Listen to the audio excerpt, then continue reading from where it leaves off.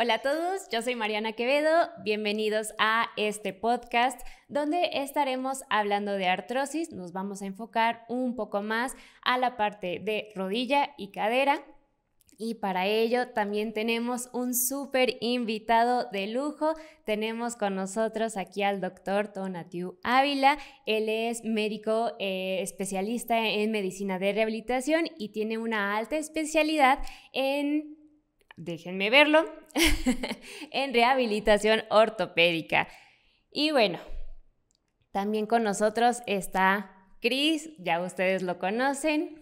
Hola, ¿qué tal? Ya saben, yo Cris Núñez, psicólogo y neuropsicólogo clínico, además de el esposo y aquí agente, ¿qué le podemos decir? Camarógrafo de los videos de Mariana. Y pues el tema de artrosis es uno de los temas que más se ven en el canal. Es uno de los temas de los que más preguntan y precisamente por eso la intención de tener este invitado el día de hoy que nos va a platicar un poco acerca de la artrosis, que va a sacar y reforzar mucha de la información que ustedes, si son seguidores del canal, seguramente ya conocen, ya han escuchado, pero ahora van a tener otro enfoque, otro punto de vista y sobre todo van a poder ampliar un poquito más la información que ustedes ya conocen. Y pues muchísimas gracias ahora sí, doctor Tonatiuh, por acompañarnos el día de hoy, que también vamos a dejar el enlace a las cuentas de redes sociales del doctor aquí abajo en la descripción del video. Mariana, Cris, muchísimas gracias por la invitación. Es un honor para mí participar en su podcast y un saludo cordial a todos sus seguidores, a todo el auditorio. Hablemos un poquito de una enfermedad que es muy común y que es muy importante educar a la población al respecto para disminuir el impacto negativo que representa en general. Correcto. Y con esto arrancamos este podcast.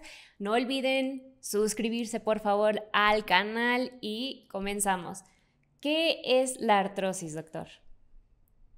Bueno, la artrosis o bien osteoartritis es la enfermedad articular más común de todas en todo el mundo. También se conoce como la enfermedad articular degenerativa y se caracteriza por el deterioro, desgaste o envejecimiento del cartílago articular, esa cubierta como si fuera cerámica que envuelve a la gran mayoría de nuestros huesos en todo el cuerpo. Podemos decir que todos de alguna u otra forma a lo largo de nuestras vidas desarrollaremos artrosis u osteoartritis. En algunos casos será necesario colocar una prótesis u otro reemplazo articular y en algunos otros casos de pacientes podrán llegar a los 90 o incluso más años sin necesidad de algún tratamiento quirúrgico. Podemos decir que es una enfermedad reumatológica porque pertenece a este grupo de enfermedades y podemos decir que es una enfermedad que puede afectar muchos sitios, por lo tanto podría considerarse una afección generalizada y también pertenece al grupo de las patologías consideradas como enfermedades crónico-degenerativas. Correcto. Y aquí mucho ojo, si bien nos estamos enfocando a la parte de rodilla y la cadera, puede presentarse en articulaciones como la columna vertebral, como en las manos. Es muy frecuente ver también la deformidad en las manos, pero bueno, aquí mucho ojo, nos vamos a enfocar más a estas dos articulaciones, pero como bien lo comenta el doctor, es una enfermedad de todo el cuerpo, de las articulaciones, ¿vale? Y bastante común porque realmente yo creo que vamos a decirlo así, de 10 personas que empiezan a hacer los ejercicios con Mariana, está siempre dirigido a un público adulto mayor, por lo menos yo diría así un número, 7 personas tienen algún tipo de síntoma que ahorita vamos a platicar un poquito más acerca de ello, pero ya nos empiezan a platicar, oye, es que hay dolor, es que me duele, es que la rodilla, es que la cadera, y eso muchas veces pues termina siendo un impedimento o generando mucho miedo a la persona mayor de realizar cualquier tipo de actividad. ¿En qué sigue? ¿Qué vamos? Y aquí, pues, una vez que ya hemos tocado este tema de que también se le conoce como osteoartritis, ¿cuál es la diferencia, doctor, con la artritis? O porque muchas veces las personas confunden estas dos enfermedades y pues bueno, nos gustaría saber por qué es diferente la osteoartritis de artritis. Es muy frecuente que los pacientes confundan el término artrosis con artritis. Si nos apegamos etimológicamente al término, debemos comprender que la artritis hace referencia a la inflamación de una articulación. Los pacientes que tienen artrosis, por ejemplo, de rodilla, pueden presentar inflamación de dicha articulación. Es decir, los pacientes con artrosis de rodilla pueden manifestar artritis. Sin embargo, lo que yo creo que es más importante al respecto es diferenciar de lo que es una artritis reumatoide como otra enfermedad reumatológica de características inflamatorias de la artrosis, que es muchísimo más común y que definitivamente la rodilla es el sitio de afectación más frecuente. No podemos decir que son lo mismo, pero los pacientes, por ejemplo, también con artritis reumatoide, pues van a presentar artritis de las articulaciones que están afectadas, inflamación. La principal diferencia sería la etimología, entendiendo que la artrosis hace referencia al envejecimiento, al desgaste, y que la artritis hace referencia a la inflamación. Término ambiguo, definitivamente que sí, pero no es lo mismo la artritis reumatoide que la osteoartritis o artrosis de rodilla. Correcto. Y como lo hemos mencionado en el canal, cuando se habla de artritis, se habla de alrededor de 100 diferentes enfermedades de tipo artritis y tenemos que, para eso se hace un diagnóstico con nuestro médico, que él va a hacer este diagnóstico de osteoartritis o en el caso de la osteoartrosis, artritis reumatoide, que pudiera ser, la espondilitis anquilosante, que también es una artritis. Actualmente se diagnostica cada vez más también la fibromialgia, que es un tipo de artritis. Entonces, es muy importante por eso ir con nuestro médico y no decir es que tengo artritis en mi rodilla y qué ejercicios hago y ya con eso me voy a curar. Porque sí es necesario ese diagnóstico para ver qué tratamiento vamos a llevar y con base en eso, pues ya se pueden hacer como diferentes tipos de ejercicio más específicos para cada caso. Por lo que yo entiendo, y a ver, aquí me corrigen ustedes, artrosis es un proceso, vamos a decir, de desgaste natural, vamos a decirle por kilometraje, porque la persona ya tiene muchos kilómetros recorridos, así como el coche, ¿no? Y la artritis es una enfermedad en sí misma que puede ocurrir incluso no nada más en la etapa de adulto mayor, sino que puede venir de mucho antes, ¿no? O sea, yo puedo tener un tipo de artritis y desarrollarla desde joven y que ahí la artrosis no sería, digamos, no estaría presente, sino hasta mucho más adelante. ¿Eso es correcto? Es correcto. Digo, la artritis reumatoide, por ejemplo, se puede presentar en niños o en adolescentes, ¿sí? Y pues obviamente en ellos el kilometraje recorrido es muchísimo menor al de los pacientes mayores de 55 años, que por mucho es la población más susceptible a desarrollar artrosis, tanto en la rodilla como en la cadera, ¿no?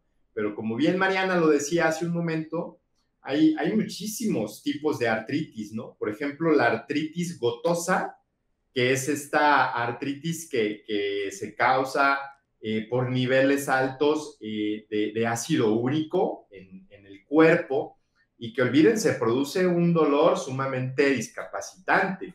Me parece que también las grandes diferencias entre la artrosis y la artritis, cuando esta artritis es de tipo inflamatoria, pues es la realización de estudios de sangre, de estudios especializados que pueden ser, por ejemplo, anticuerpos que no son necesarios para poder establecer que un paciente tiene osteoartrosis o artrosis de rodilla, de cadera o incluso de mano, ¿sí? Me parece que también es fundamental que los profesionales de la salud aterricemos bien las ideas y los conceptos, los diagnósticos con nuestros pacientes, porque si hablamos de responsabilidad, los principales culpables de que los pacientes no tengan claro si tienen artritis o si tienen artrosis somos los propios profesionales, que quizás nos enfocamos mucho al interrogatorio y a la exploración física de nuestros pacientes, pero dejamos muy breve y muy limitada esa parte de la consulta que consiste en la explicación al paciente de su padecimiento. Un paciente que entiende bien lo que tiene.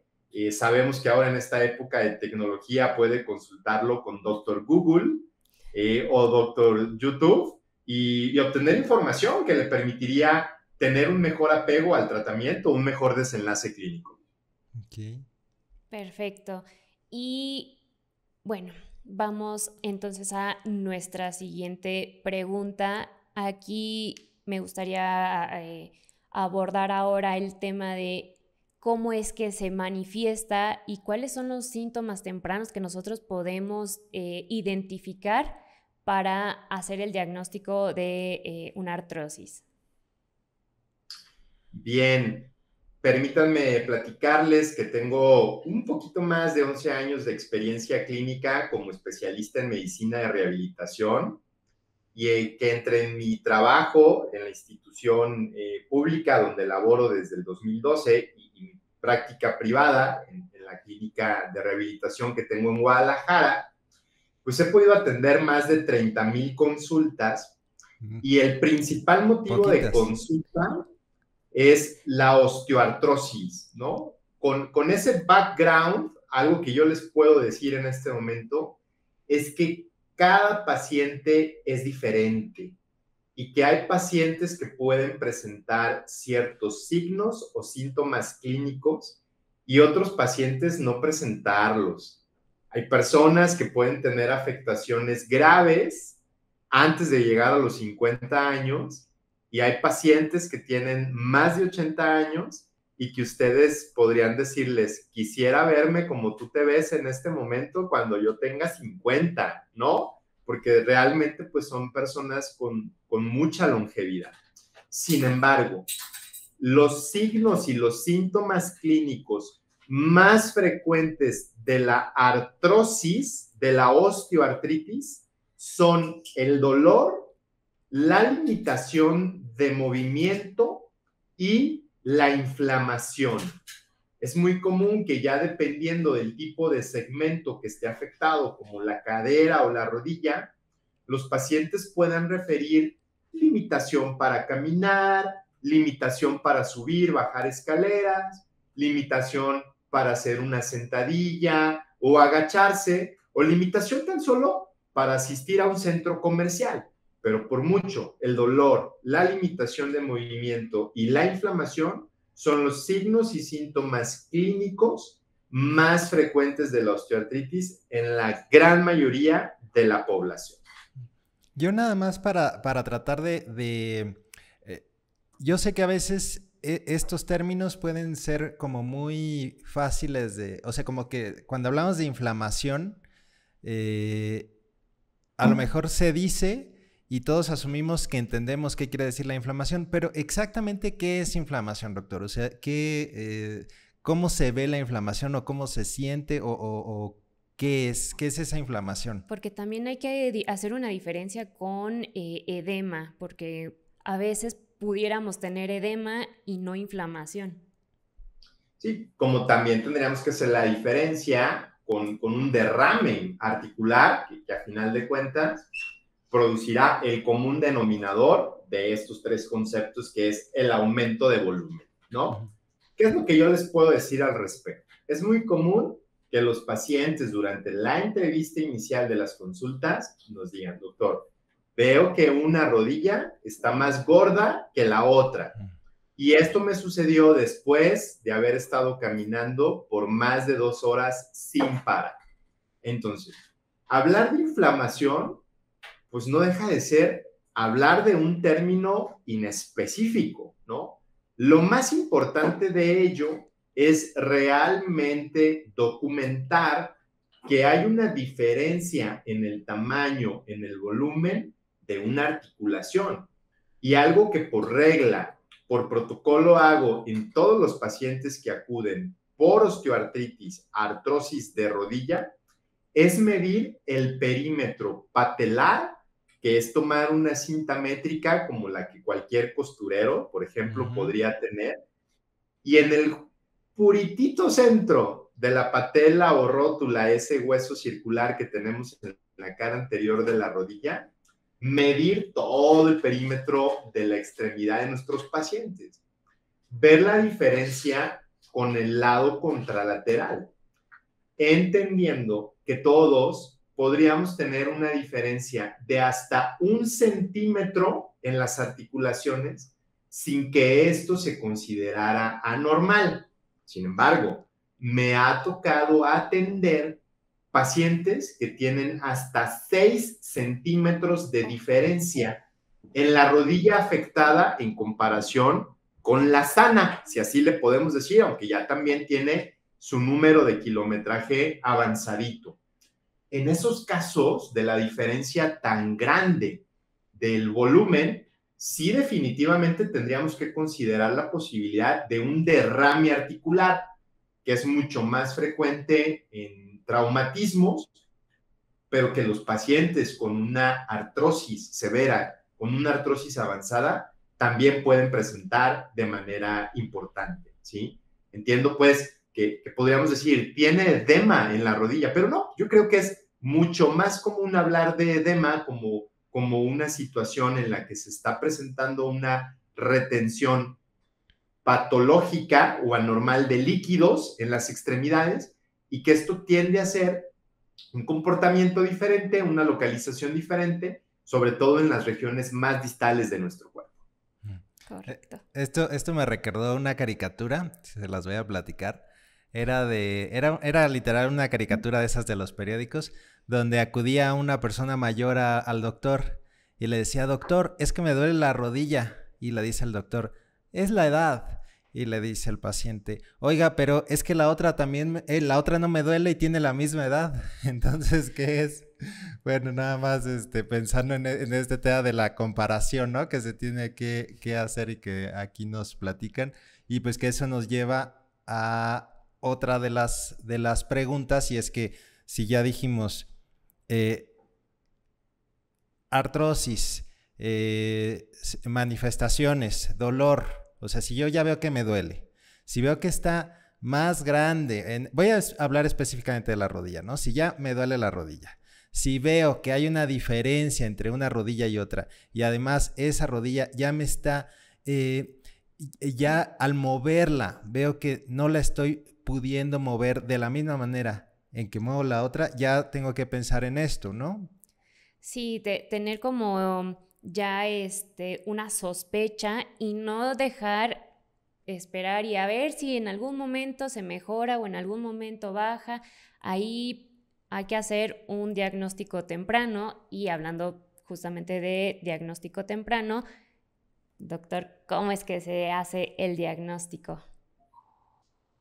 Bien, yo creo que la experiencia clínica es un, digamos, punto fundamental en el establecimiento de los diagnósticos de las diferentes enfermedades que se atienden, por ejemplo, en la consulta de medicina de rehabilitación, en las áreas de terapia física y de los equipos en general interdisciplinarios de rehabilitación. Pero si nos apegamos por completo a la literatura, a lo que las guías de práctica clínica universales nos dicen, el diagnóstico de la osteoartritis u artrosis se establece por medio de radiografías simples, ¿va?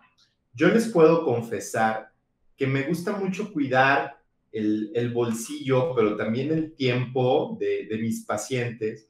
Y pues si tú estás viendo que la rodilla está hinchada, que el paciente tiene 65 años, que le cuesta mucho trabajo doblarla, pues bueno, es lógico que la radiografía te va a exponer cambios degenerativos. Pero bueno, el Colegio Americano de Reumatólogos dice que la osteoartritis radiográficamente se diagnostica al observar disminución del espacio interarticular, esclerosis marginal o subcondral, que no es otra cosa más que imágenes muy blanquitas en el contorno de la articulación.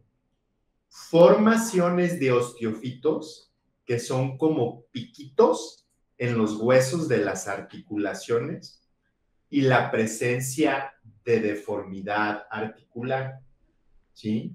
Las mismas radiografías simples nos permiten clasificar la artrosis en 4 grados y los 4 grados, de acuerdo al número de afectaciones o de cambios patológicos que las articulaciones tengan, nos permiten decir qué tratamiento es el que el paciente requiere. Y si gustan, de eso hablamos un poquito más adelante en esta agradable charla. Para mí, lo más importante es la clínica.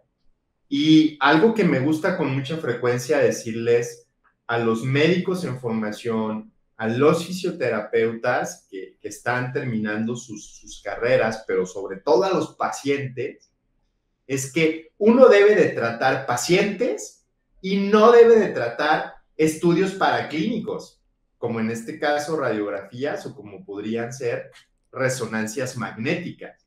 Porque ahorita, Cris, el excelente ejemplo que tú comentaste, resulta que en la radiografía, la rodilla derecha tiene una artrosis grado 3 y la rodilla contralateral tiene una artrosis grado 2. ¿Pero qué creen? Al paciente no le duele la rodilla que en la radiografía se ve más deteriorada.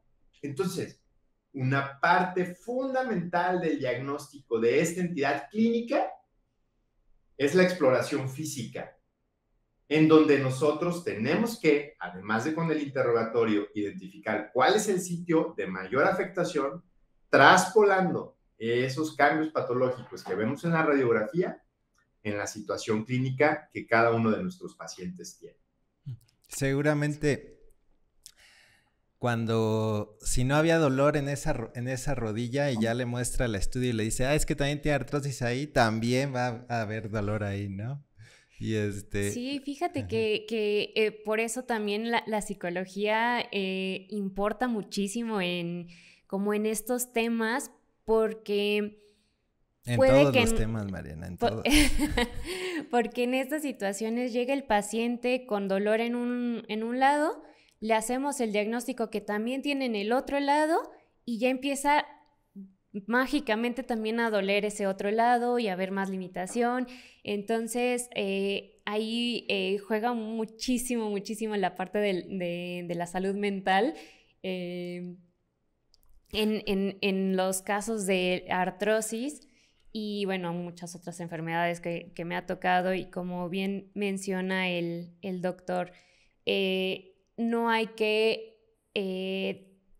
nosotros como profesionales de la salud no tenemos que enfocarnos en la radiografía, no tenemos que enfocarnos en la resonancia, en el ultrasonido, lo que salió, sino cómo se siente el paciente, qué sí puede hacer, qué no puede hacer, qué le está doliendo, cuánto le está doliendo, y y sobre todo cómo le afecta a su vida.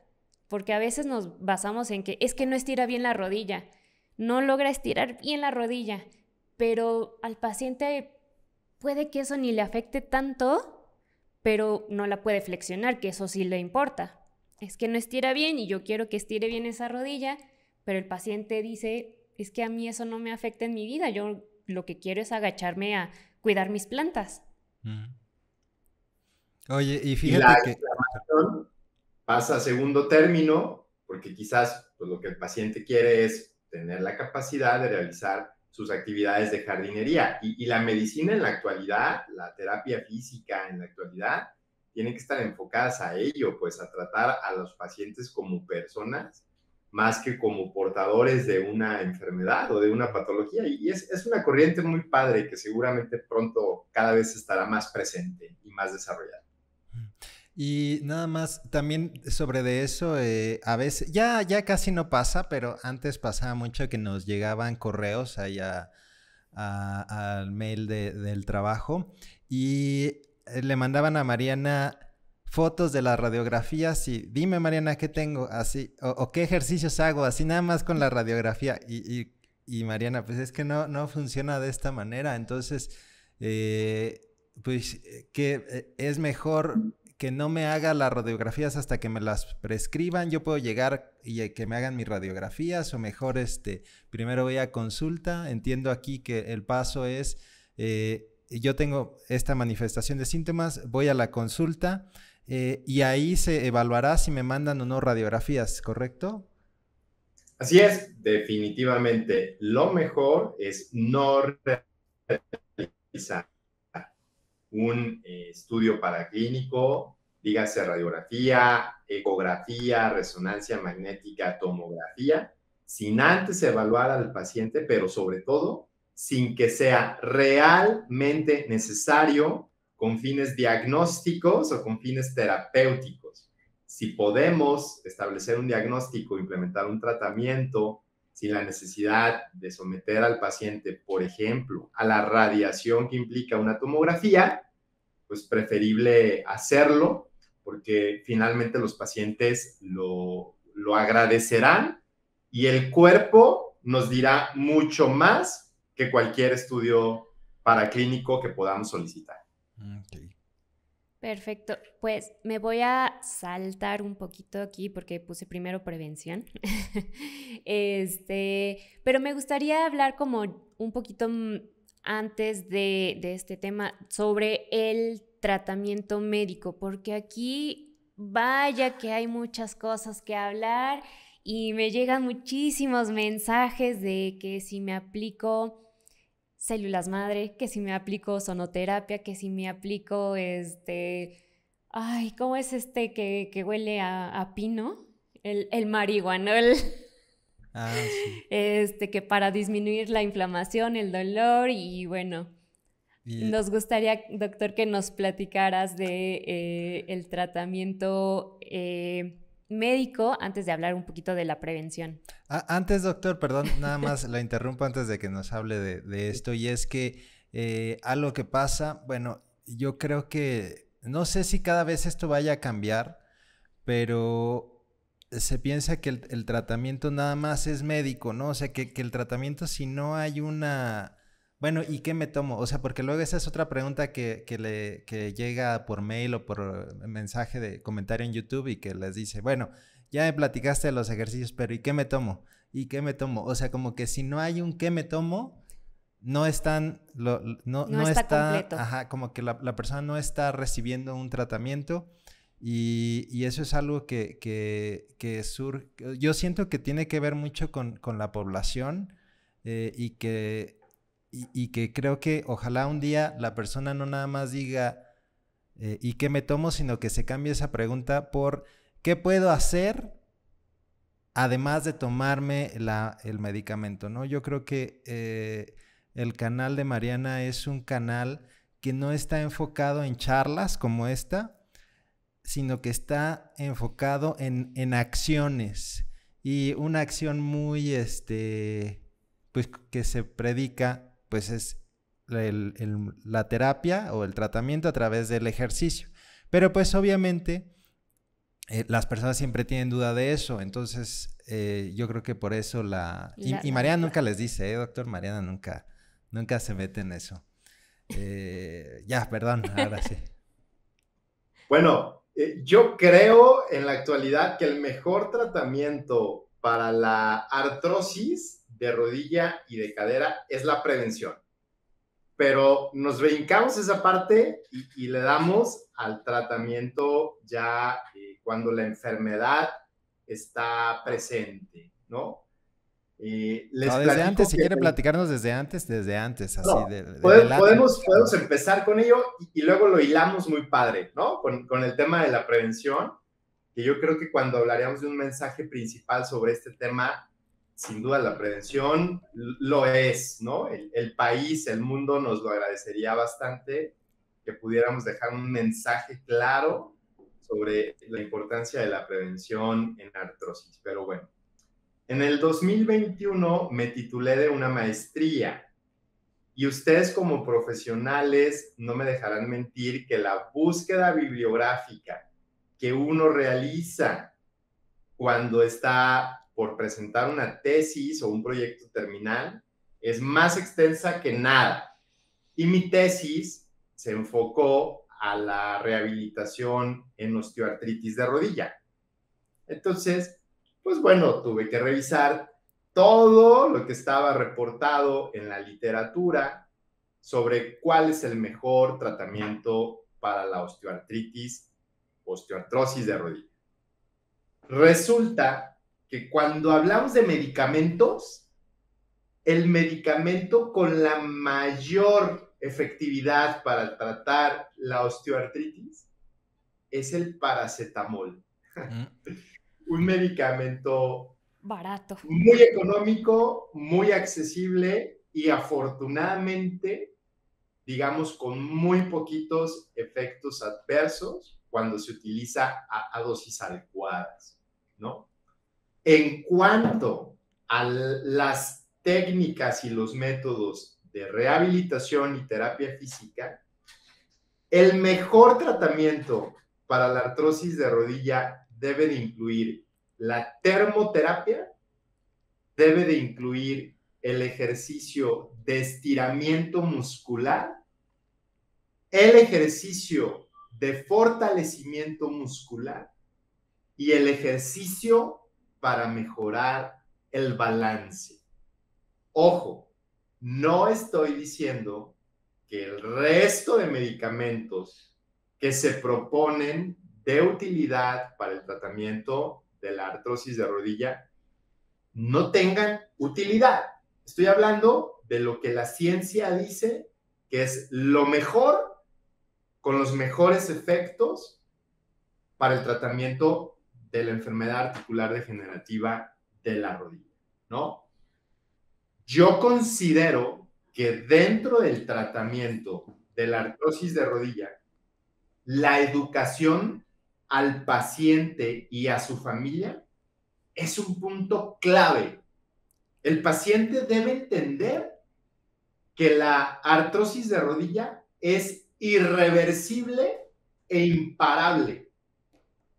Y con base a ello, entender que lo que queda a su alcance es hacer que la enfermedad progrese lo más lento posible y que su calidad de vida se mantenga lo mejor posible en todo momento, ¿no? Podríamos hablar de muchos medicamentos que se llaman condroprotectores, como la glucosamina, la diacereína, el condroitin sulfato, citando quizás los más frecuentes. Es muy común que nos encontremos clínicas, que nos encontremos publicaciones en redes sociales que hablan sobre la ozonoterapia, que hablan sobre la infiltración de células madre o que hablan de suplementos alimenticios basados en la cúrcuma o bien de procedimientos tipo infiltración de ácido hialurónico o de proloterapia. Yo creo que sin duda todas estas opciones terapéuticas tendrán algo de utilidad, pero también es muy importante que consideremos el enfoque comercial y económico que se le puede dar a estos procedimientos. Digo, malamente, pero lo tenemos que decir, ¿no?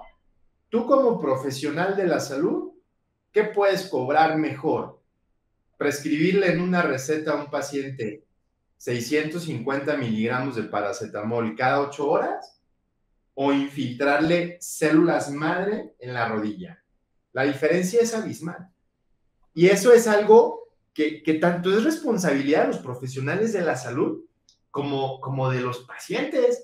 Porque yo les podría decir que he perdido una gran cantidad de pacientes que al no ofrecerles una infiltración o al no ofrecerles un método terapéutico que esté basado en digamos, equipos como la ozonoterapia o como lo que podría ser un láser, los pacientes dicen, no, pues es que el doctor Tonatiuh no es bueno. ¿Ah?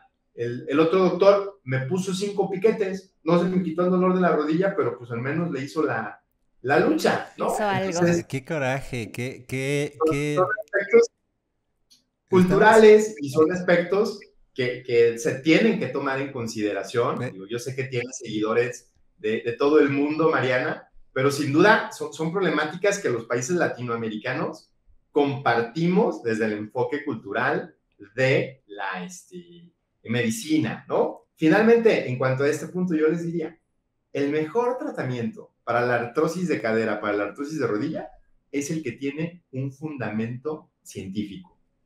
Es al que al paciente le produzca los mejores resultados, ¿no? Y ahí entramos en tema de lo que serían las cuestiones culturales, las cuestiones psicológicas, pero sin olvidarnos, insisto, de la importancia de lo que es la educación al paciente, no solo sobre la enfermedad, sino en relación al estilo de vida saludable, que me parece también trascendental en el tratamiento de la artrosis de cualquier articulación. Y es aquí también como algo muy interesante que tenemos que también tomar en cuenta los profesionales de la salud que atienden, que están en contacto con pacientes. Es que ya también el paciente llega con sus propias creencias y es que ya leyó sobre su enfermedad y ya leyó que la ozonoterapia le sirve y ya llega con esa creencia de que el médico le va a aplicar ozonoterapia porque el paciente ya leyó que es lo mejor. Y entonces si le prescribe nada más paracetamol,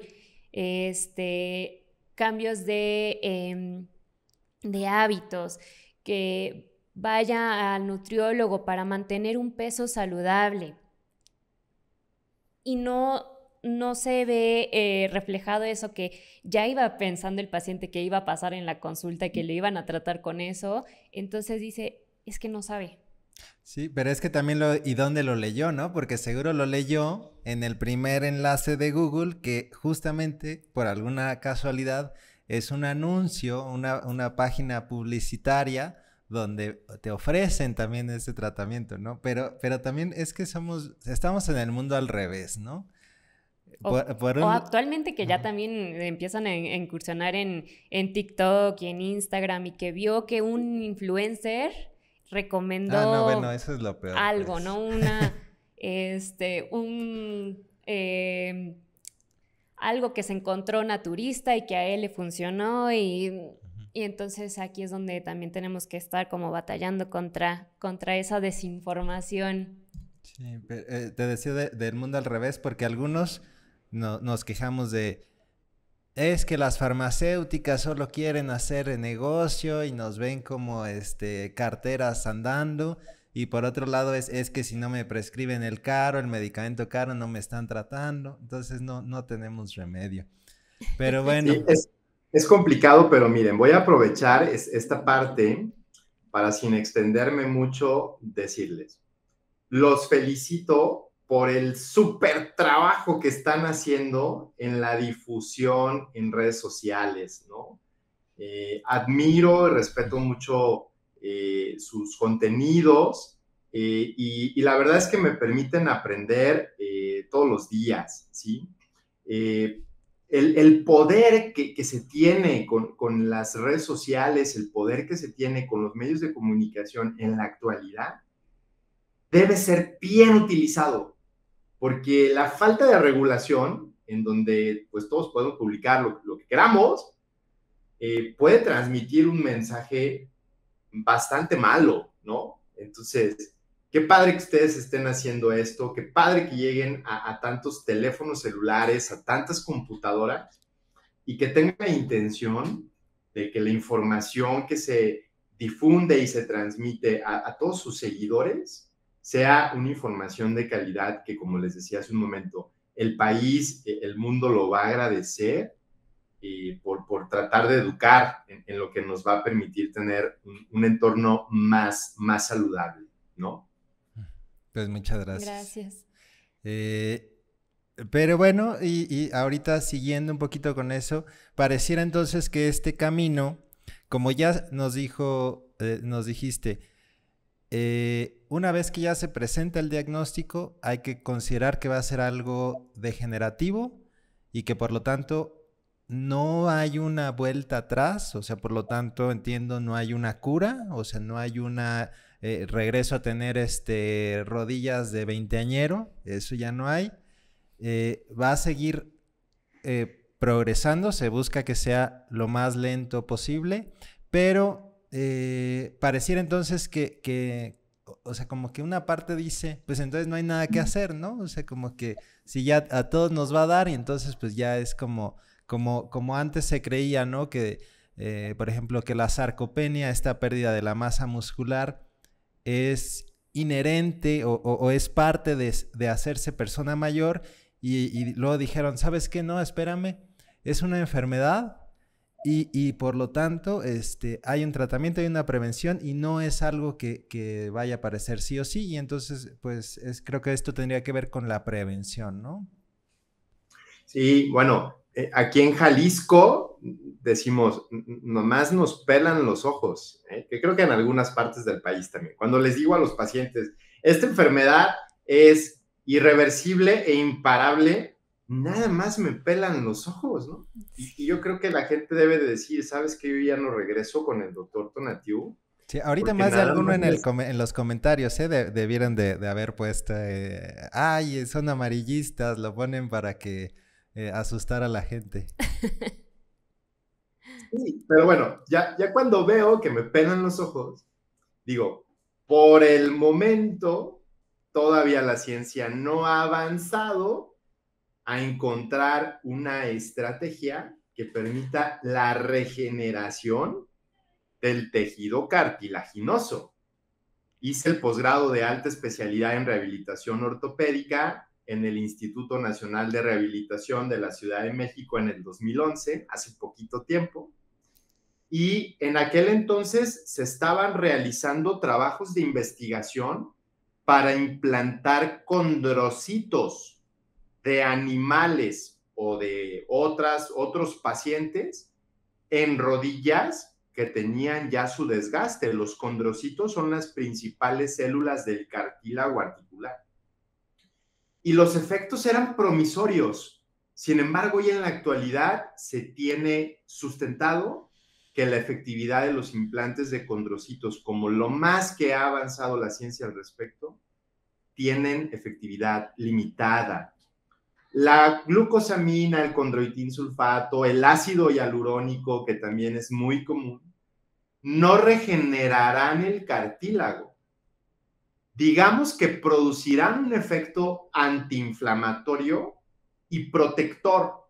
Les digo a los pacientes, visualicen como que están cambiándole el aceite a sus articulaciones y que los efectos, como cualquier otro cambio de aceite, serán temporales, con la intención de que a lo largo de estos meses que tengan el efecto positivo, ustedes puedan bajar de peso, hacer ejercicio, mejorar su calidad de vida para posteriormente mantenerse lo mejor posible. Pero todavía no hay algo que regenere el cartílago. No descartemos, digo, la ciencia avanza a pasos agigantados todos los días, que quizás para cuando nosotros, ya estoy un poco más grande que ustedes, pero cuando nosotros tengamos la artrosis de rodilla, ya haya algo que nos permita regenerar el cartílago, ¿no? Entonces tendremos personas de 95 años, como lo decía Cris hace un momento, con rodillas de veinteañeros. Esperemos que así sea, esperemos. Pero para ello justamente nosotros, generaciones que están más atrás de nosotros, justamente tienen que comenzar desde ya a tomar estas medidas de prevención. ¿A qué nos referimos con estas medidas de prevención? ¿Cómo podemos prevenir el desgaste o, en todo caso, hacer más lento este desgaste? ¿Cómo evitar que progrese tan rápido? Frecuentemente me invitan a impartir conferencias en congresos nacionales de medicina de rehabilitación y áreas afines. Y una diapositiva con la que me gusta iniciar mis conferencias es esa que describe la historia natural de la enfermedad y que dice, periodo antes de la enfermedad, periodo cuando la enfermedad está manifestada y periodo cuando la enfermedad ha dejado secuelas. Y en esa diapositiva de los tres periodos, antes, cuando yo hice la especialidad, la residencia de medicina de rehabilitación en el Sistema Nacional DIF, aquí en Guadalajara, con algunas rotaciones en la Ciudad de México también, se pensaba que la rehabilitación y la terapia física solamente tenían participación en el último de los periodos, en la última de las etapas. Es decir, cuando ya nos enfrentábamos a las secuelas que la enfermedad había dejado. Hoy en día, casi 20 años después, se tiene totalmente la certeza de que la mejor intervención que, por ejemplo, la rehabilitación y la terapia física pueden tener es en el periodo prepatogénico, es decir, antes de que la enfermedad se haga presente. Quizás no lograremos evitar, como en el caso de la artrosis, que la enfermedad se desarrolle, porque todos lo vamos a tener. Pero el impacto, la manera, la magnitud en la que la enfermedad se va a presentar será totalmente diferente, ¿no? ¿Cuáles son las mejores estrategias preventivas para la artrosis de cadera, para la artrosis de rodilla? El ejercicio físico regular de bajo impacto. Según el Colegio Americano de Medicina del Deporte, por lo menos 300 minutos a lo largo de la semana o más, que se tiende a recomendar que se hagan más de 500 minutos de actividad física regular por semana. ¿De qué tipo de ejercicio? Hablar de bajo impacto, pues es hablar de la caminata. Hablar de bajo impacto es hablar de una bicicleta estática, de una bicicleta elíptica, hablar de natación, hablar, por ejemplo, de lo que sería yoga, hablar de lo que sería tai chi, por enfocarnos un tanto más a lo que los adultos mayores podrían estar realizando. Pero pues en el caso de los adultos jóvenes o adultos de mediana edad, el ejercicio que te guste, el ejercicio que permita que tú te comprometas a estarlo realizando de manera regular y que te dañe lo menos posible. Si te empieza a producir dolor de rodilla, dolor de espalda, pues está claro que tienes que buscar otra opción. Segunda estrategia preventiva con buenísima evidencia científica es la alimentación saludable, que condicionará a un peso óptimo. Y ese peso óptimo permitirá que las articulaciones carguen el menor peso de más posible y que se mantengan sanas por más tiempo. Y si habláramos de una tercera estrategia preventiva con excelentes resultados en la artrosis de la extremidad inferior, sería la suspensión de las toxicomanías, el consumo de alcohol, el consumo de tabaco están importantemente relacionadas con una aparición más temprana de lo que sería la artrosis articular, de la artrosis de rodilla, de la artrosis de cadera. Pregunta muy importante: ¿cuánto nos cuesta hacer ejercicio? ¿Cuánto nos cuesta tener una alimentación saludable? ¿Cuánto nos cuesta dejar de fumar? ¿Cuánto nos cuesta dejar de beber? ¿Y cuánto nos cuesta una prótesis de rodilla? Que es definitivamente también uno de los motivos de consulta más frecuentes en adultos mayores de 60 años con problemas de rodilla. Sí, ahorita me recordó igual un doctor que con el que yo tomaba clases en la maestría, que nos decía: mucho ojo, la gente dice, la salud no tiene un precio, pero sí tiene un precio y es muy cara. Entonces, más vale tomar esas medidas de prevención, que al final son cosas que nosotros hacemos ya en nuestro día a día, que invertimos, yo digo invertir, no gastar, invertimos en nuestra alimentación, en tomar decisiones saludables, porque efectivamente, o sea, la salud tiene un precio muy alto. Y no solamente es el costo de la prótesis, es el costo también de la rehabilitación, de los medicamentos, que el costo de la estancia hospitalaria. Entonces, pues sí, hay que invertir más en esta parte de la prevención, que igual y invertir también en un calzado adecuado para nosotros sale mucho más barato que invertir en una prótesis. Y bueno, esto sí, a mí sí me surgió una duda de verdad, ¿cuánto cuesta una prótesis de rodilla, doctor? Bueno, yo no soy cirujano de ortopedia y traumatología. Sí. Y los precios, los costos que los pacientes que rehabilito después de haber sido intervenidos con una artroplastía total de rodilla son muy variables.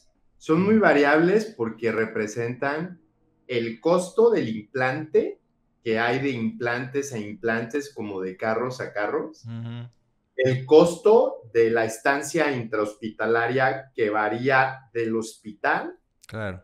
Y el costo de los honorarios del equipo médico que participó. No solamente del cirujano, sino del ayudante, del anestesiólogo. Pero yo considero que en la actualidad en Guadalajara, que no es, por ejemplo, tan cara como la Ciudad de México o como Tijuana en México, pues debe de estar oscilando cerca de unos 250,000 pesos más o menos. O sea, es un costo que muchísimas personas no pueden costear y que terminan pues condenadas a vivir con el dolor, con la limitación en su rodilla. Sí, son caras. Eso, y bueno, no se diga también hablar de una prótesis de cadera, que bueno, ahí también más o menos los mismos costos, ¿no?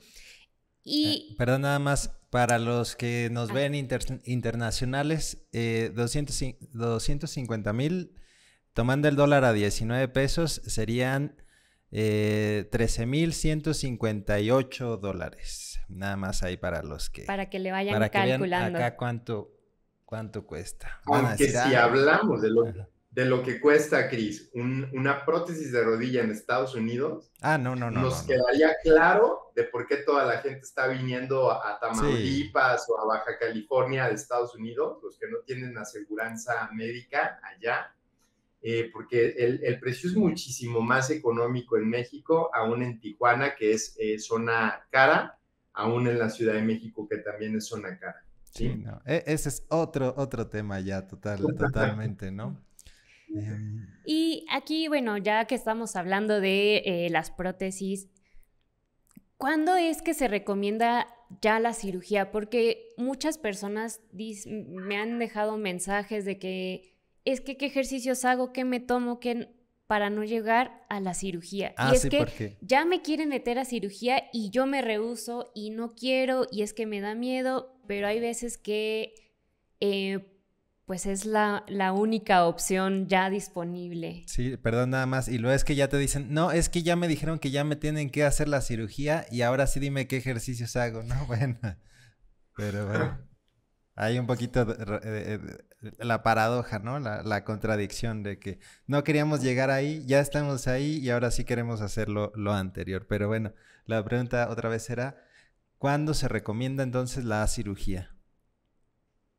En pocas palabras, yo creo como médico de rehabilitación que la cirugía, hablando de una artroplastía total de cadera o de rodilla, debe realizarse cuando el tratamiento conservador, dígase medicamentos, programas de rehabilitación, no ha sido lo suficientemente exitoso para que los pacientes digan que pueden hacer una vida normal. Es decir, no operar sin antes haber agotado las opciones conservadoras. Pero la cirugía, el reemplazo articular, está indicado cuando el paciente presenta un dolor discapacitante, que con fines prácticos podemos decir el dolor que no le permite conciliar el sueño durante la noche, un dolor que le impide hacer sus actividades, ¿sí? Y cuando la limitación de la articulación es severa, es decir, que la cantidad de grados, por ejemplo, que el paciente es capaz de flexionar la cadera o de flexionar la rodilla, no alcanzan los valores mínimos indispensables para decir que el paciente tendrá un buen pronóstico funcional. No obstante, realmente la cirugía debe realizarse cuando el paciente tome la decisión de hacerlo, porque una constante que con mayor frecuencia observo en la consulta cotidiana es que los pacientes ya no se quieren operar. Y entonces, a pesar de que todo esté indicado, de que todas las indicaciones estén presentes y el paciente dice, no me opero, pues entonces el paciente es el que manda, ¿no? Considerando el impacto funcional que definitivamente esta situación tendrá sobre su articulación. Sí, y aquí pues será ya responsabilidad de, ya sea del médico, del fisioterapeuta, justamente educar a ese paciente y trabajar con ese paciente para decir, bueno, no te sometes a la cirugía, vamos a hacer todo lo posible para mejorar tu calidad de vida en este momento, pero tienes que tomar en cuenta que ya habíamos pasado por ese proceso conservador, por esos medicamentos, por el ejercicio, por todas las medidas y desafortunadamente no funcionó, entonces no vayamos a esperar como un milagro de que de hoy a mañana ya se me quitó el dolor y ya no voy a tener desgaste y ya mi vida va a ser mucho mejor. Entonces también va a ser como un proceso ahí mental, un proceso de educar a la persona a que vas a vivir con esto y pues a tratar de llevar tu vida lo más independiente posible. Okay. Adelante. Ya aquí andamos haciéndonos pelotas.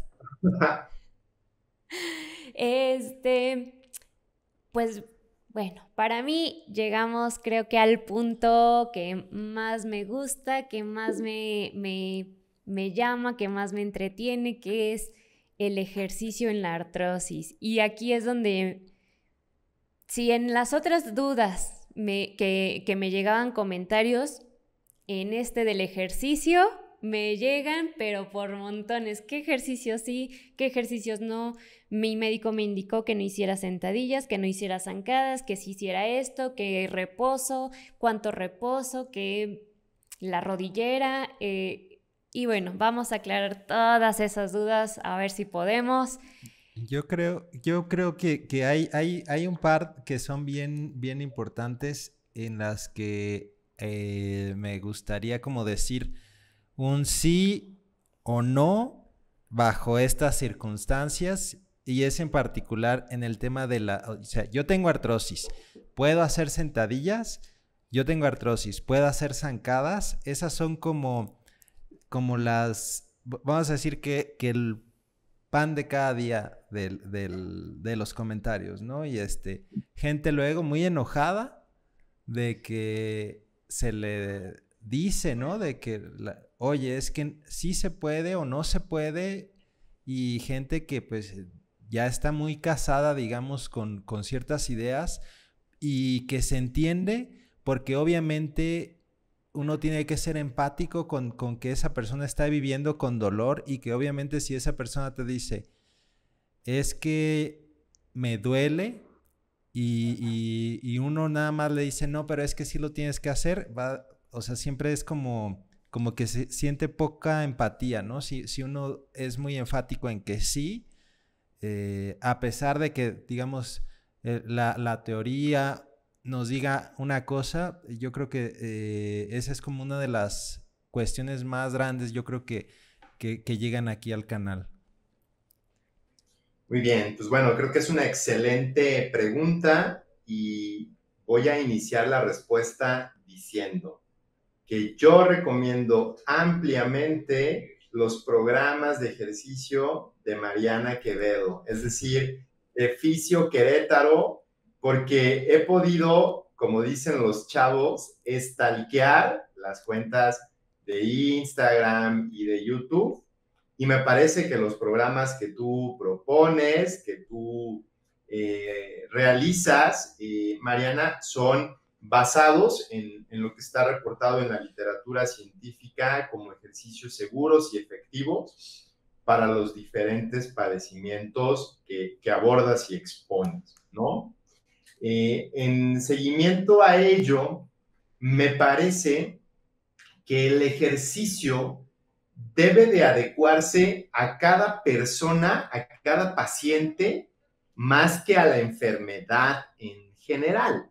Y cuando hablamos de la personalización de los programas de acondicionamiento físico, pues yo creo que también tenemos que contemplar lo que al paciente le guste hacer, ¿no?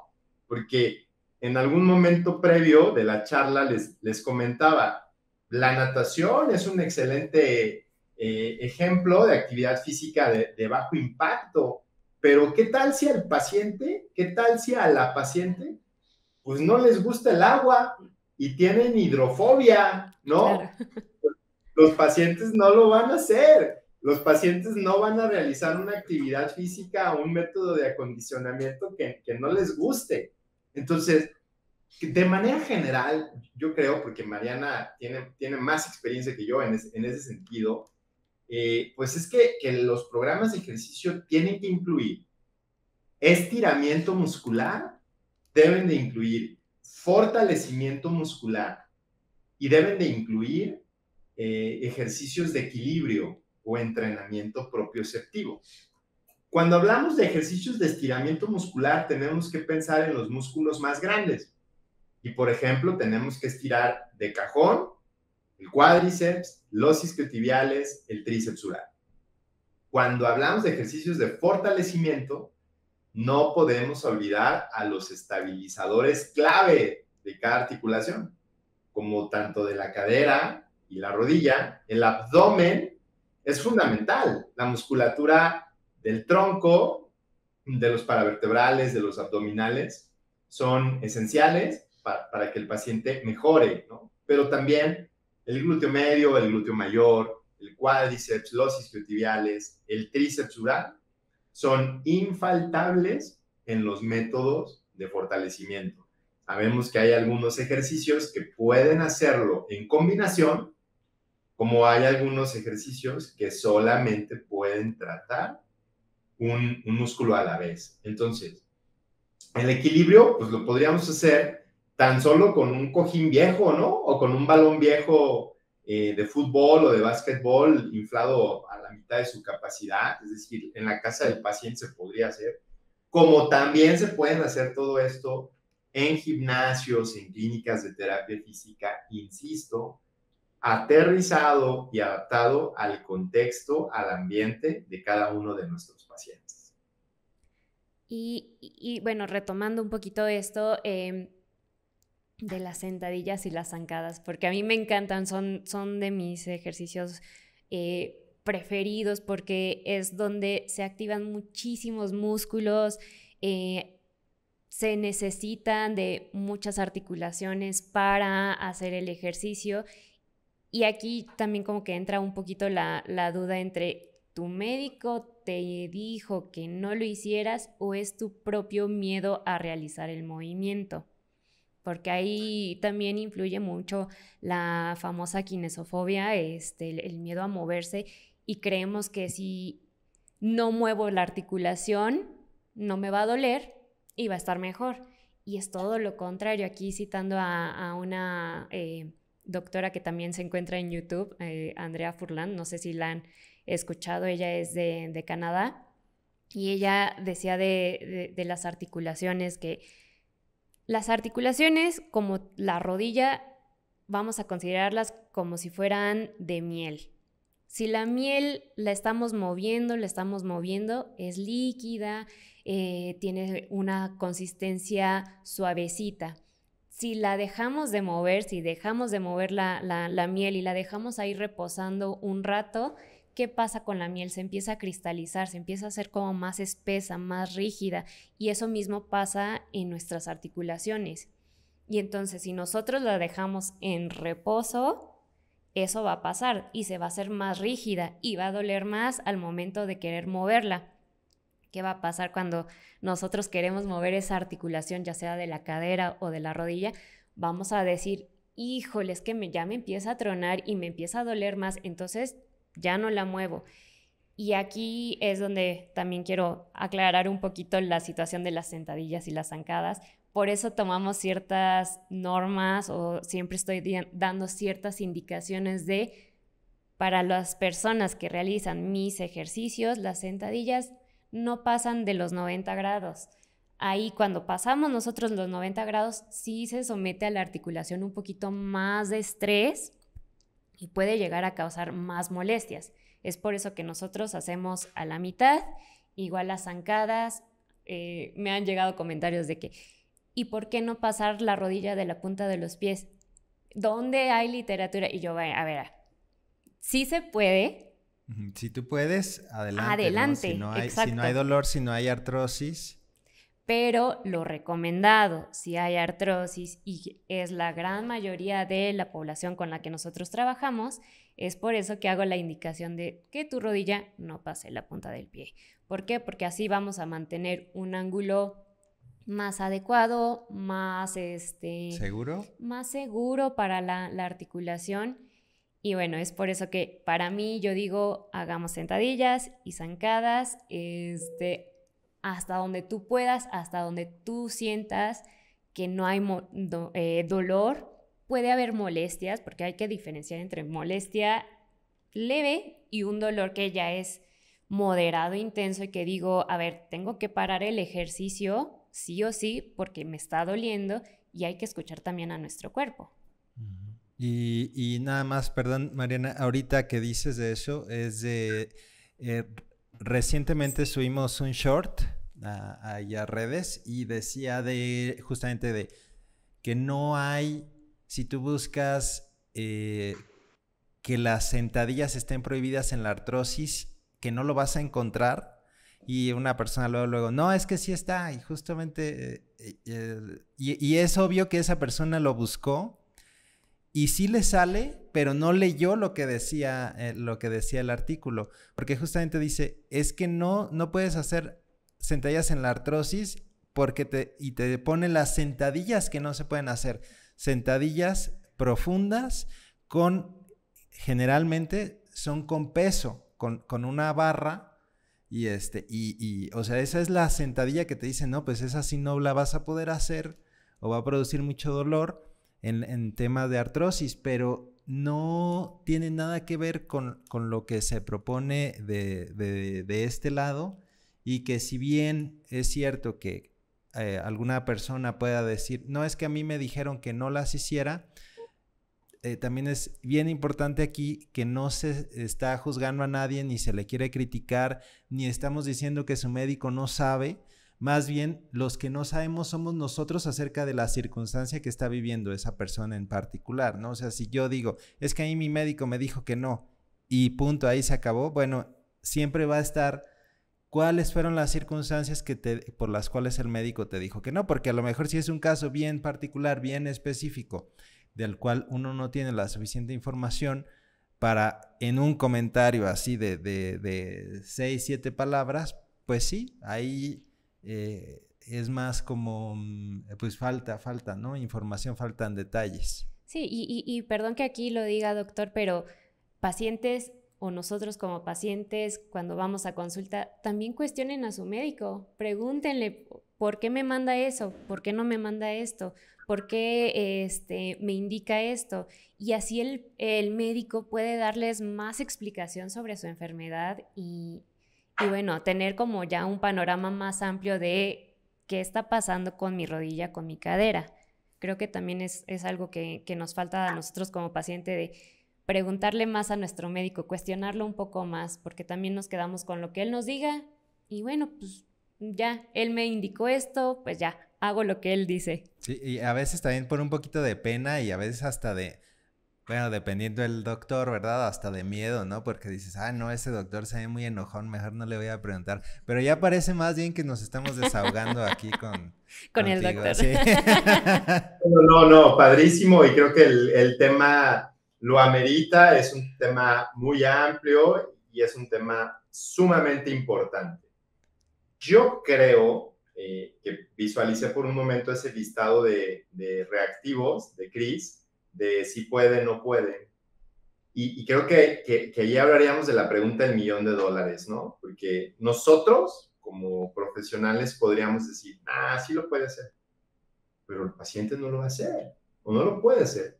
El paciente podría decir, no lo puedo hacer, y quizás sí tiene la posibilidad de hacerlo, ¿no? Entonces, yo creo que, primero, sí es seguro que los pacientes con artrosis realicen sentadillas, con artrosis de rodilla, con artrosis de cadera.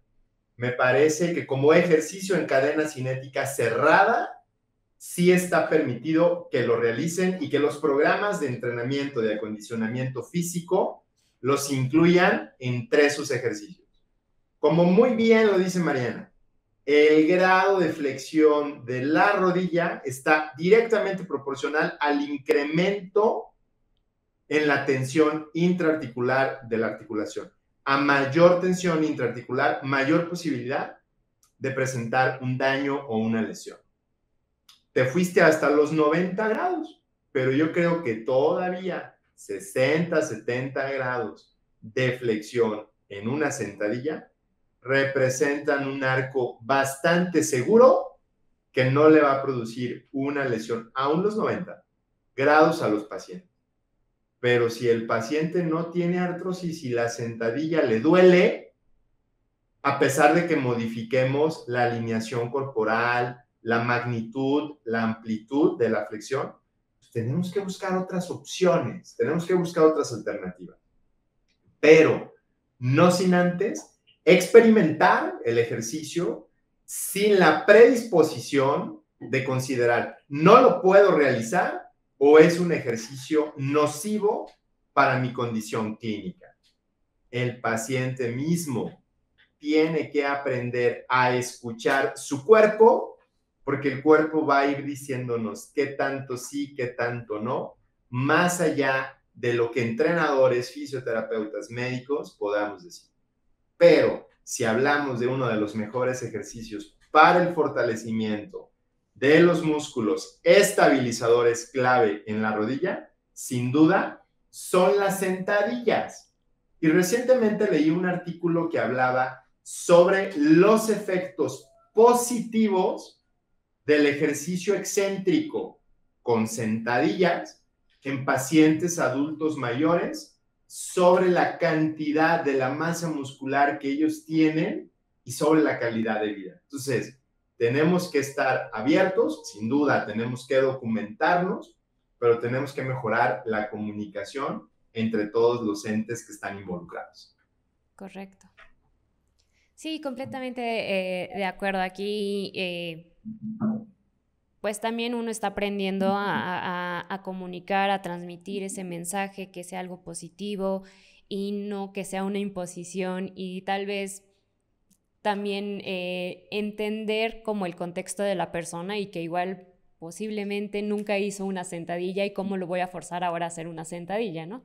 Si tiene un estilo de vida muy sedentario, pues Exacto. obviamente cualquier ejercicio va a generar pues molestias, pues porque el ejercicio sí, pues es así, ¿no? Y bueno, pasamos a un tema que creo que va a ser lo más importante a tomar en cuenta ahora en esta plática. ¿Qué es la higiene articular y cómo podemos llevar a cabo medidas de higiene articular, doctor? Perdón, doctor, antes de... ahí está. Ahí estamos. Antes de ir con su respuesta o con su plática o su intervención aquí, este tema en particular, el de higiene articular, lo propuso el doctor Tonatiuh. Prácticamente en el canal está ausente. En el canal casi nunca se habla de este tipo de cosas, higiene articular, así como tipo, ¿qué otras cosas? Como mejores posturas, como ese tipo de cosas, o cosas que también le preguntan a Mariana de tipos de almohadas o cositas así, de tipos de sillas, tipos de tenis, tipos de ese tipo de cosas generalmente nunca se han puesto en el canal y quizá bien, quizá mal, no sabemos, pero es un tema más bien como personal, o sea, acerca de por qué no están, en el sentido de que la idea de Mariana, y ahorita que le robo sus palabras, es como, hagan de cuenta, Mariana es pro movimiento, así de que no existen posturas malas, mejor muévete a cada ratito, ¿no? Entonces, de hecho, justamente por ejemplo, ahorita llevamos 1:20 casi de podcast, y yo estoy seguro que Mariana ya está... Yo ya estoy desesperada. Está desesperada, está muy inquieta. Y yo, por ejemplo, yo a veces paso varias horas sentado trabajando, y me doy cuenta pues de la diferencia y de por qué la decisión personal de Mariana de generalmente no hablar de cositas de ese estilo, y más bien hablar de moverte y más bien hablar del ejercicio. Pero yo creo que va a ser algo que más adelante puedan esperar, algo de contenido en el canal. Y ahora sí ya, doctor, le cedemos lo escuchamos porque... la palabra. Muy bien. Bueno, o sea, yo creo que para iniciar, lo más importante es decir, higiene articular no implica sacar un estropajo, un jabón y empezar a tallar las articulaciones, ¿no? Porque pues hay muchas personas que pueden confundirse con el término. Cuando hablamos de higiene articular, el mejor ejemplo que podemos tener por el tiempo que esto tiene mencionándose es la higiene de columna. Y si hablamos de su definición, un programa de higiene articular son aquellas acciones, estrategias o medidas que las personas adoptamos, realizamos con la finalidad de disminuir la carga y el impacto sobre determinada articulación. Esto obviamente con la finalidad y el propósito de que la articulación no se vea sobrecargada, que la articulación no se convierta en una propensión a desarrollar una lesión o un deterioro más temprano. Poco se habla, sin duda, sobre la higiene articular de la cadera y sobre la higiene articular de la rodilla, pero yo en lo personal considero que es algo sumamente importante, no solamente en el tratamiento de la enfermedad ya presente, sino también como una medida preventiva para tratar de incrementar la longevidad de nuestras articulaciones. Hablar de higiene articular, por ejemplo, de rodilla y de cadera, es evitar permanecer mucho tiempo en una misma posición.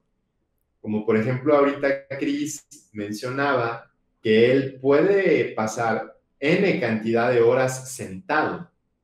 Pues bueno, se recomienda que si vamos a permanecer en la misma posición por más de una hora, por lo menos cambiemos por instantes, por algunos segundos, nuestra postura para dejar que la articulación o las articulaciones forzadas respiren y cambiar el peso hacia otro punto. ¿Cómo sería esto? Tan solo con el pretexto de tomar medio vaso con agua, levantarte de la silla, dar algunos 10, 15, 20 pasos y regresar y trabajar. Como si vamos a estar mucho tiempo de pie, como una gran cantidad de trabajadores en nuestro país pueden pasar muchísimas horas en bipedestación en sus trabajos, pues hay que buscar sentarse por lo menos un minuto, unos 30 segundos y darle, insisto, ese respiro a la articulación que está siendo sobrecargada, ¿no? Hablar de higiene articular, me voy a confesar un poquito con ustedes. Suelo ser muy distraído y entonces bajo las escaleras de mi casa a su casa y digo, olvidé las llaves y ahí voy de regreso. Y bajo con las llaves y digo, olvidé el maletín y voy para arriba y olvidé el suéter y quizás tan solo en la mañana puedo estar subiendo y bajando 3 o 4 veces las escaleras. 3 o 4 veces no van a propiciar que mi articulación envejezca. Pero si esto lo hago todos los días de la semana, iré acumulando ese kilometraje del que hemos estado hablando a lo largo de la charla y la rodilla terminará desgastándose. Hablar de higiene articular es, por ejemplo, decir, antes de bajar las escaleras, ¿qué me hace falta? Me hacen falta las llaves, me hace falta el maletín, me hace falta el suéter.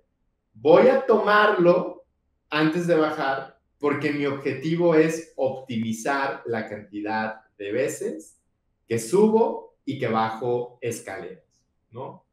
Sin duda, hablar de higiene articular tanto en cadera como en rodilla, pues es evitar que nuestras articulaciones estén hiperflexionadas por tiempo sostenido.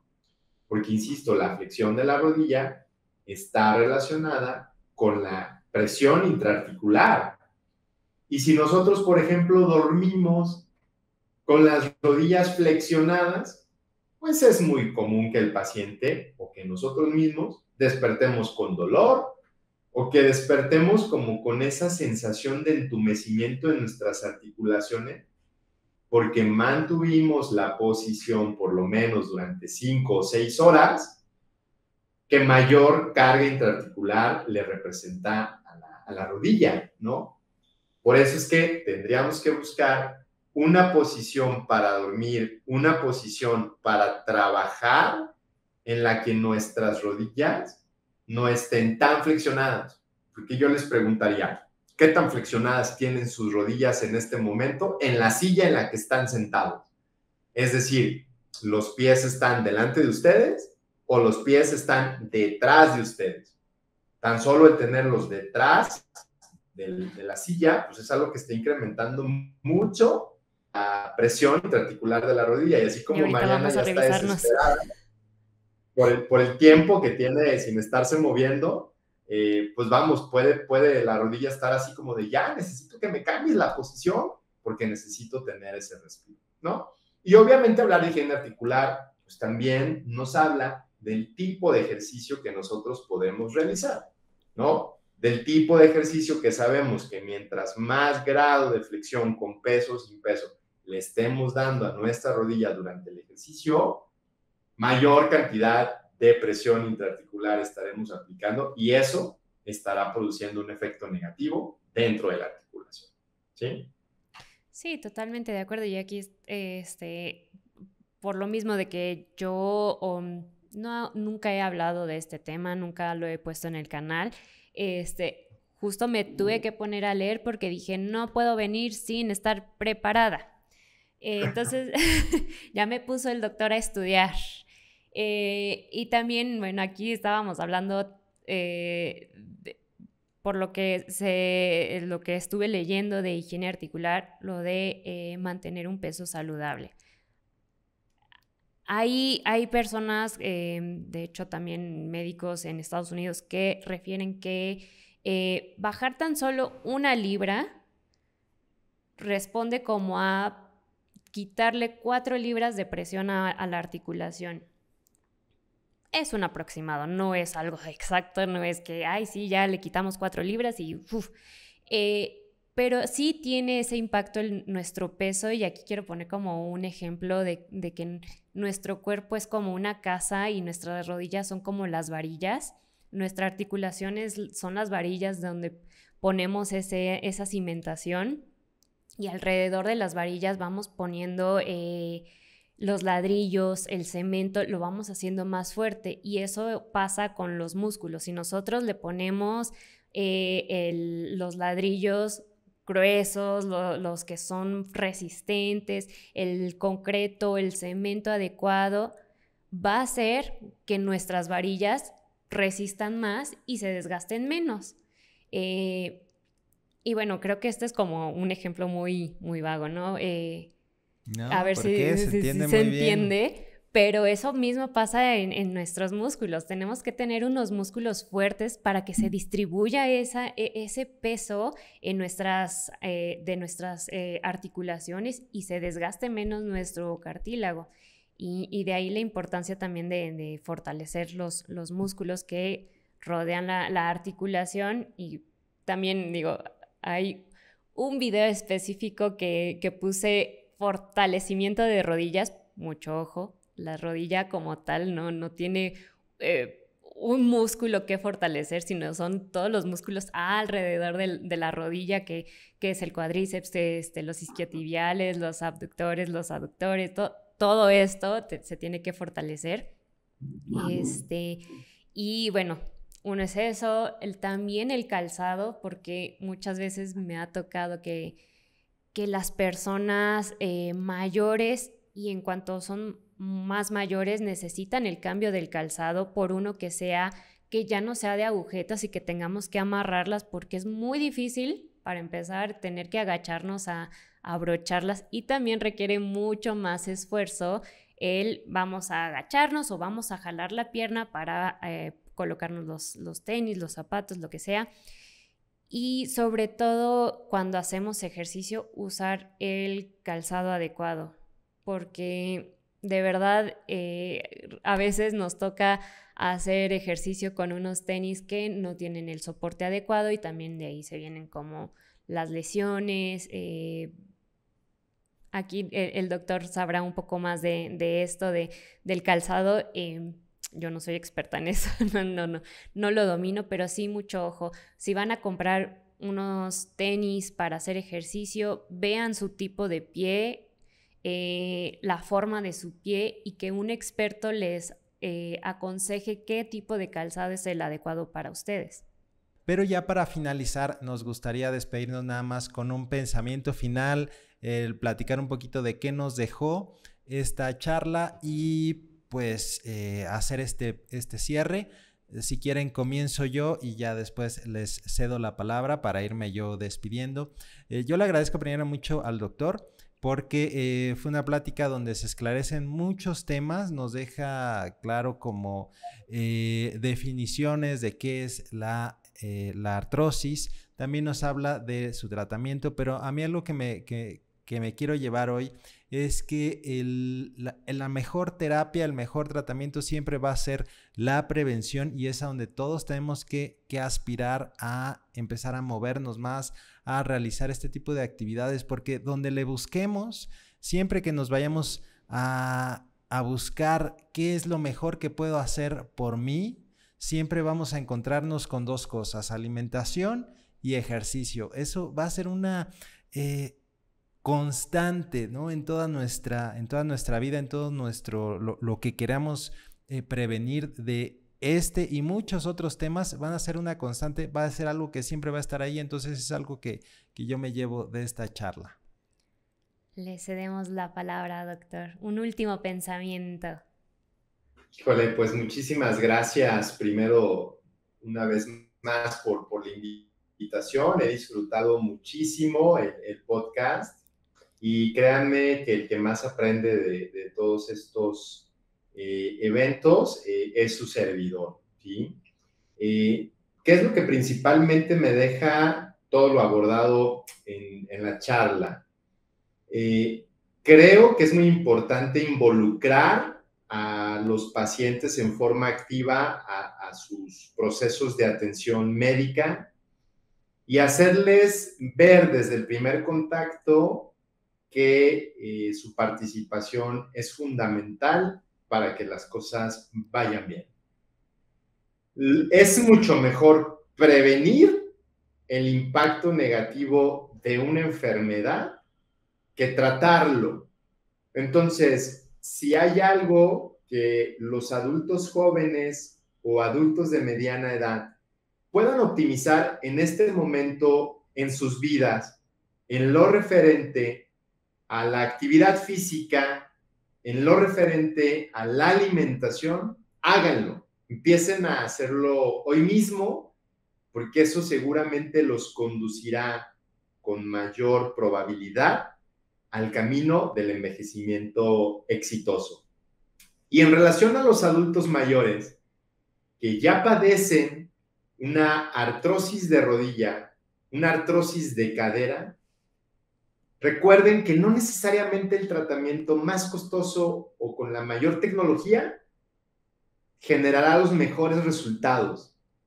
En ocasiones podemos estar buscando la solución a nuestros problemas en Marte y los tenemos aquí enfrente, en Querétaro, en Guadalajara, totalmente al alcance de nosotros. Entonces, tengamos presente que el ejercicio terapéutico, los estiramientos musculares, el fortalecimiento muscular, el entrenamiento del equilibrio, son los componentes fundamentales del tratamiento exitoso de la osteoartritis de rodilla. Muchísimas gracias, doctor. Agradezco yo muchísimo esta participación que nos permitió el doctor y vaya que ya nos extendimos muchísimo. Y pues antes que nada, a todas las personas que llegaron hasta este momento, les agradezco que hayan estado con nosotros. Yo, el último pensamiento que aquí me quedo, y no quiero sonar como muy repetitiva y como que suena a comercial, pero como antes había aquí en México un anuncio que decía, más vale prevenir, tenía tanta razón.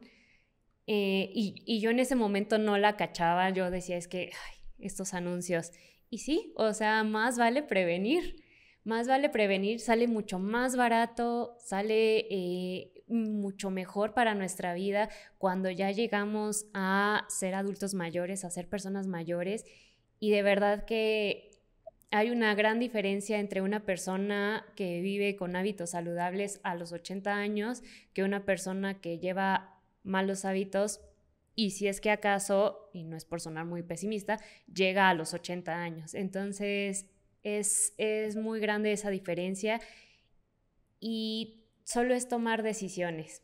No es algo costoso, es una decisión de quiero eliminar este mal hábito como es el estar sentado tanto tiempo.